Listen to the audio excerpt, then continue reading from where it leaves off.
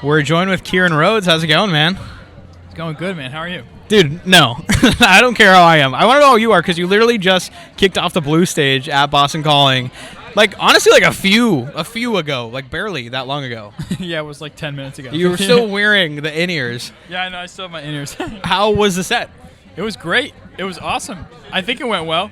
It went well from where I was. So Went well from where I was, too. So I hope people liked it. No, they absolutely did. I mean, is this... Obviously, you're playing Boston Calling. Have you been here before? No. It's like the first festival I've ever been to, and ever been to. No way. And I'm playing it, yeah. Well, I mean, you got Boston roots. You literally just graduated Berkeley 2 weeks ago. 2 weeks ago, yep. What did it mean to be on this year's lineup? Just a lot. It was like a full circle moment for sure, because these last 4 years I've spent in Boston, just felt like end of the story, closing the chapter, sort of thing. It's definitely a good way to like send home all the work that you just put in. Yeah, it's kind of interesting. Like, I'm a Berkeley alum myself. To have people for you to have your education and pursue college while also pursuing a career. Yeah, no, it's craziness because like most college kids go to like a school and like they take classes at the end of the 4 years, then they like get a job. Yeah, Berkeley is like as soon as you get there, you're like working. Yeah, like you're like doing the thing during school. Like it's not like you do school and then you do the thing. It's like you're doing school while you're doing the thing. And a prime example of that is you being at Boston Calling right now. Yeah, I mean, also funny, I think it was in March, I opened up for JP Sachs at the Fillmore in DC. And I like had to miss like a week of school for it. It's just like that's what it's like. That's like what it's like to be at Berkeley. And they're like understanding of that. Oh, so understanding. And that's what's so cool about it is that it's like, yeah, you got to go do this thing because it's important, and we get it. Sometimes there are some liberal arts teachers that don't really understand, but for the most part, I'd say most of them are pretty. Shout them out. Let's cancel them. Yeah, exactly. So, like I said, you're like really touching the industry while you're in there. You opened up for like JP Sachs and whatnot. What did you learn beyond your like experience at Berkeley? What did you learn from the actual industry exposure? You can learn like the books, the textbook stuff at Berkeley, but they can't really teach you how things like actually go. Yeah. So you really need to learn from experience. And I think over the last 3, 4, 5 years, things have happened, and I've taken them step by step and learned about them along the way, and I think that's the best way to kind of figure it out. And what's your 2020 vision looking like for the future now that you're a grad? Well, I'm moving out to LA in July. Nice, congrats. Yeah, thanks, man. I'm going to go out there. I'm going to keep doing what I'm doing here. I'm going to write songs, record them, play shows, continue to do this stuff. And yeah, dude, like the whole thing.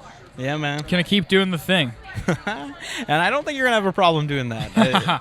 It seems like you're shaped up for success for sure. I actually want to talk to you about your music, specifically your track Disengage. Yeah. Fan favorite, obviously, but a little more than that. Like, people aren't just like connecting with it and streaming it. A lot of people have said that it like saved their lives.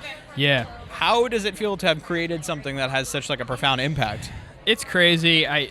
That song means so much to me because of what I was going through when I wrote it. Yeah.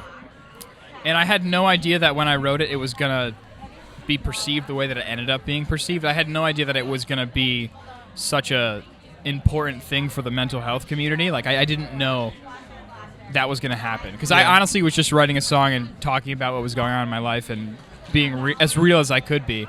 And that's what you have to kind of do as a songwriter is you just kind of... You write the song, you do what you need to do, and then once it's done, it's not yours anymore. Yeah. And like once that song was done, it wasn't mine, and like now it belongs to the people who need to hear it. And if people need to hear it, and that's going to help them get through the day, that's incredible, and that's why I do what I do. Yeah, I have heard that so many times from people that like they feel one way about a song and then they release it, and it's the same quote is "It's no longer mine." Yeah. Is that something like you knew was a feeling, or was that like your first exposure to like, oh, actually I'm not making music for me. I'm actually making music for other people. That was the big one. Disengage was the first one that like made me realize that.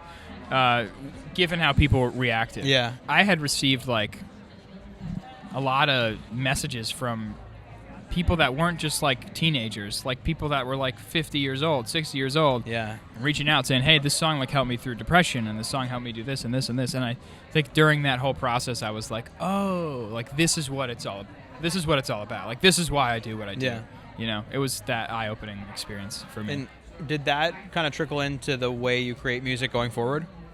Yeah, it doesn't change the process. I think I just need to be as real as I can be and speak the truth and like that, and trust that that will be perceived the way that somebody needs to perceive it. Yeah. You know? And I would say, like, too, your music, like, not even just lyrically are you honest, but just the way that it sounds is a sound not really many are chasing right now. Yeah. And I feel like it's a very honest way, like, because you went to Berkeley, you're online, you're on social media, you could take the easy way out. It seems like you really are creating your own avenue. It's awesome. I appreciate that, man. Yeah, it's like such an interesting, like, kind of genre. It's like soft rock, soft pop, heavily influenced by like Billy Joel and Randy Newman and Elton John and all those like piano rock gods. Like that's the space that I'm trying to fill. There hasn't really been a new like piano man, and I'm gonna be that man. You are Piano Man 2. Ben Folds was the last one, the most recent like piano man, but he's on the way out.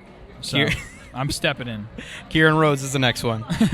That being said, you did just drop a new song within a song. Song with a song, yeah. Is that indicative of some new stuff coming? I've been working on so much music, and I'm going to release them as singles like over the next year. So I'm coming out with a new song in 4 weeks, and then like 6 to 8 weeks after that, I'm going to release another one, and then another one, and another one. And so there's going to be a lot of new music this year. You got a plan, man. That's the way to do it. Yeah, man. What are the goals, maybe like within like the next year or so, that you definitely want to get, that you want to accomplish? I want to be direct support on like a whole tour. Have you have you done touring? I've done a tour. I went on tour with Ben Abraham. Nice. Last May, I believe.